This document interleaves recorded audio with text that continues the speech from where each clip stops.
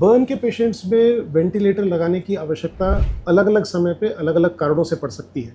सबसे कॉमन कारण burn patients में वेंटिलेटर लगाने का होता है रेस्पिरेटरी बर्न इंजरी। मतलब अगर कोई व्यक्ति जलते समय क्लोज स्पेस में जला हो, जहाँ पे बहुत स्मोक हो, धुआं हो, या फ्लेम बर्न हुआ हो जिसमें छाती का हिस्सा, चेहरे का हिस्सा जल गया हो, ऐसी परिस्थिति में बहुत गर्म फ्यूम्स अंदर जाने की वजह से, गर्म भाप अंदर लेने की वजह से पेशेंट्स का बाहर का हिस्सा तो जलता ही है, साथ ही साथ फेफड़े भी जल जाते हैं, मुंह के अंदर का एयरवे भी जल जाता है। तो इन पेशेंट्स में हमको कई बार इनिशियल फेज में भी वेंटिलेट करने की आवश्यकता पड़ सकती है। सिर्फ वेंटिलेशन ही नहीं, हमको कभी कभी इंट्यूबेशन या ट्रेकियोस्टोमी की भी ज़रूरत पड़ जाती है। इंट्यूबेशन में सिर्फ हम नली जो है फेफड़े के रास्ते में डालते हैं, और ट्रेकियोस्टोमी में हमको गर्दन के ऊपर चीरा लगा के और उसके अंदर एक सांस की नली डालने का आवश्यकता वाला ऑपरेशन भी करना पड़ सकता है। ये लाइफ सेविंग ऑपरेशन होता है, बहुत मजबूरी में किया जाता है, लेकिन जब किया जाता है जब उसकी आवश्यकता बहुत अधिक होती है। सो रेस्पिरेटरी बर्न या acute oral and airway burn injury, in conditions में हमको इनिशियल वेंटिलेशन की भी आवश्यकता पड़ सकती है, और ये आवश्यकता टेम्पररी होती है। शुरुआत में जब तक सूजन रहेगी उस हिस्से में, तब तक अगर हमने ये प्रोसीजर्स कर लिए, वेंटिलेट कर दिया, सूजन कम होने के बाद वेंटिलेटर को हम निकाल सकते हैं। ये सूजन कभी कभी पेशेंट्स को 4-5 दिन बाद, 6 दिन बाद भी आ सकती है। उस समय भी हमको इसी प्रोटोकॉल को फॉलो करना पड़ता है कि जो हम पहले 2 दिनों में करने वाले होते हैं वो हम 5वें 6ठे दिन भी कर सकते हैं। लेकिन उसमें भी जो अंडरलाइंग फैक्टर है वो रेस्पिरेटरी बर्न है। कभी कभी फ्लूइड ओवरलोड की वजह से भी हमको टेम्पररी वेंटिलेशन की आवश्यकता पड़ सकती है।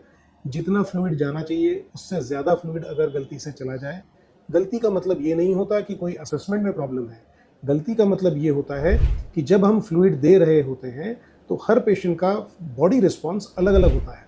उस कंडीशन में लंग्स का जो लेयर्स होते हैं उसमें वो जो दिया हुआ फ्लूइड है वो एक्स्ट्रावेजेट कर जाता है, बाहर की तरफ निकल जाता है। उसकी वजह से पेशेंट्स को पल्मोनरी इडीमा हो जाता है। इसका मतलब आम भाषा में फेफड़ों में सूजन।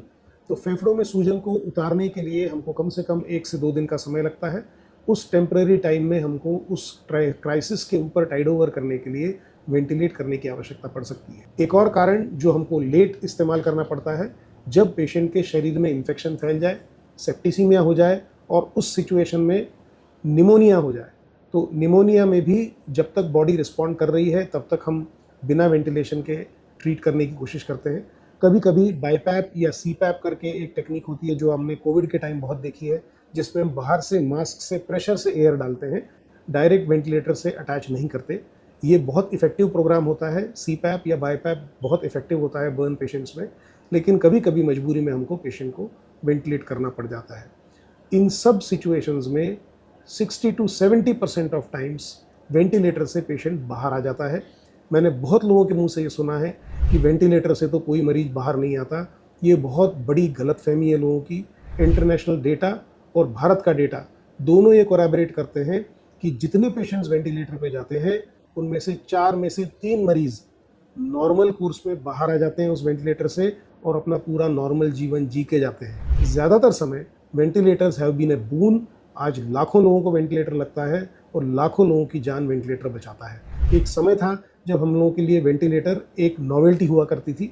वो समय भी हमने देखा है अस्पतालों में, जब बड़े बड़े अस्पतालों में 1 या 2 वेंटिलेटर हुआ करते थे। आज छोटे से छोटे अस्पताल में भी 5-5, 10-10 वेंटिलेटर्स होते हैं, इस्तेमाल होते हैं, पेशेंट ट्रीट होते हैं, ठीक होते हैं, और उनके मन में ये धारणा हो जाती है कि वेंटिलेटर पे इंडिकेशन न होते भी हमको लगाया जाता है, इस्तेमाल किया जाता है। कोई भी वेंटिलेटर बिना इंडिकेशन के लगाया नहीं जाता। ये एक लाइफ सेविंग मोडालिटी है और हज़ारों लाखों लोगों की जान ये वेंटिलेटर्स बचा रहे हैं।